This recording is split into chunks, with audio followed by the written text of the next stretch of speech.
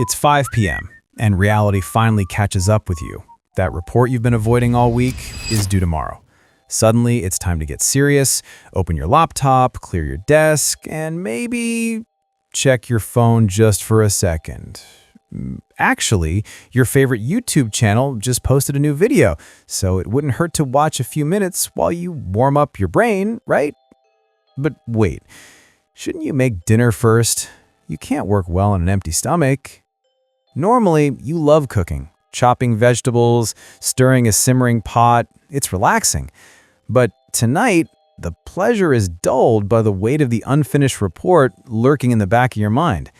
Every step in the kitchen feels like stalling, yet the thought of sitting down to start the assignment feels heavy. And when you finally check the time again, it's somehow even later than you thought. Maybe you're too tired now. Maybe it would be better to just wake up early and tackle it with a fresh mind. And just like that, the cycle repeats. The familiar loop of procrastination, delay, distraction, rationalization is one many of us know far too well. We've all been there, hovering between intention and avoidance, convincing ourselves that tomorrow will be different. But why do we keep putting things off even when we know it only makes life harder?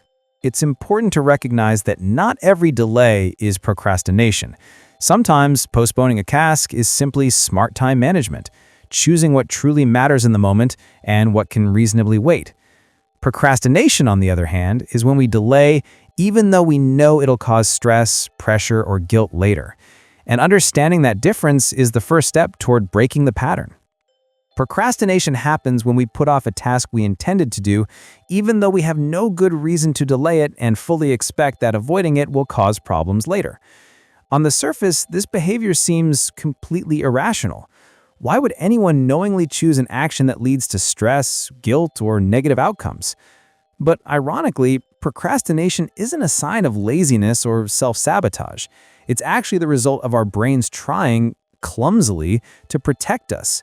At its core, procrastination is an emotional coping strategy driven by our body's instinct to avoid something it interprets as threatening. When you realize you need to start that report, your brain doesn't evaluate it as a neutral task on a to-do list. Instead, it may perceive the assignment as a source of potential failure, criticism, or stress. This perceived threat activates the amygdala, a region of the brain responsible for emotional processing and danger detection. Once triggered, the amygdala releases stress hormones, including adrenaline, which set off a mild version of the body's fear response. Under this stress, your prefrontal cortex, the part of the brain responsible for long-term planning, self-control, and rational decision-making, can get overridden. Its reasonable suggestions like, "Let's just start the introduction," or "We only need 30 minutes to make progress," are drowned out by the emotional noise generated by the amygdala's alarm bells. Caught in this internal tug-of-war, you enter a state that resembles the classic fight-or-flight response. Except in this case, there's no physical danger, just a looming deadline. And because fighting the task feels overwhelming and fleeing isn't literally possible, your brain often defaults to the third, less dramatic survival strategy: freeze, or more accurately, avoid. You turn to something safer and less emotionally charged, scrolling your phone, tidying the kitchen, answering emails, anything that offers a quick sense of relief by putting distance between you and the perceived threat. This response can seem wildly disproportionate. After all, we're talking about just a deadline, not a life or death situation, but your brain is wired to prioritize emotional discomfort just as seriously as physical danger.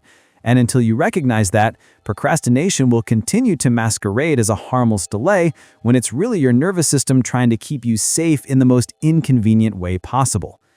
In both the body and the brain, laziness tends to show up as low energy, disinterest, and a general lack of motivation. When someone is truly feeling lazy, they're usually inclined to do nothing at all, curl up on the couch, scroll mindlessly, or simply zone out. They aren't energetically bouncing between low-priority tasks or finding creative distractions. Ironically, that's why laziness and procrastination are very different things. Many people procrastinate not because they don't care, but because they care far too much. Procrastinators often describe an intense fear of failure or a deep worry that their work won't meet their own expectations or anyone else's. The pressure to perform well can become so overwhelming that avoidance feels safer than confronting the possibility of not measuring up. Regardless of the underlying cause, the consequences tend to look similar across people. Chronic procrastinators frequently experience heightened anxiety, persistent guilt or shame, increased stress, and even physical symptoms linked to long-term stress, like headaches, muscle tension, or trouble sleeping. The most frustrating part is that procrastination works, but only temporarily. Avoiding the task brings an immediate sense of relief, a brief dip in stress, and that short-term reward teaches the brain that avoidance is an effective coping strategy. Over time, this creates a powerful habit loop. Stress leads to avoidance, avoidance brings relief, and relief reinforces more avoidance. So, how do we break out of this cycle? For a long time, the common belief was that procrastinators simply needed more discipline, stricter routines, and stronger time management skills. But modern research paints a very different picture.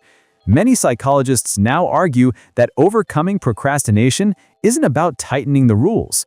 It's about understanding and managing the emotions that fuel the urge to avoid in the first place. When we're overly harsh with ourselves, we unintentionally stack even more negative emotions onto an already stressful task. That added layer of guilt, frustration, or self-criticism makes the task feel even more threatening, intensifying the very stress response that fuels procrastination in the first place. To interrupt this cycle, we need to focus not on willpower, but on reducing the emotional weight attached to the work. There are several simple and effective strategies to do this. One is breaking a task into small, manageable pieces so your brain isn't overwhelmed by the size of the whole project. Another is journaling or reflecting on why the task feels stressful. Naming the fear or frustration often weakens its grip and helps you identify what's actually bothering you. Addressing those underlying concerns can make the task feel far less intimidating. It also helps to remove temptations that make it easy to procrastinate on impulse. Even small tweaks, putting your phone in another room, adjusting your workspace, closing distracting tabs, can reduce the urge to escape into something more comfortable. But perhaps the most powerful tool is self-compassion. Instead of criticizing yourself for procrastinating, acknowledge that you're human, forgive the slip, and make a plan for what comes next. People who practice self-compassion recover from setbacks more quickly and are far less likely to fall into the shame avoidance loop that keeps procrastination alive. And with that mindset in place, there's one final truth that matters more than any trick or strategy. You have to start. Don't wait until the room is perfectly tidy, until morning arrives, or until you have the right pen, the right mood, or the perfect burst of motivation. The ideal moment will never present itself. The only way out of procrastination is through it, by taking the first small, imperfect step right now with what you have at this moment. Ultimately, our broader culture often reinforces this cycle of stress, perfectionism, and delay.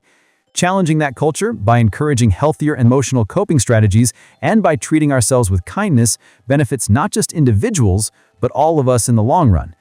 So, before you go, don't delay joining this channel for more life-changing content. Then, close YouTube, take a breath, and get started already. Good luck. You've got this.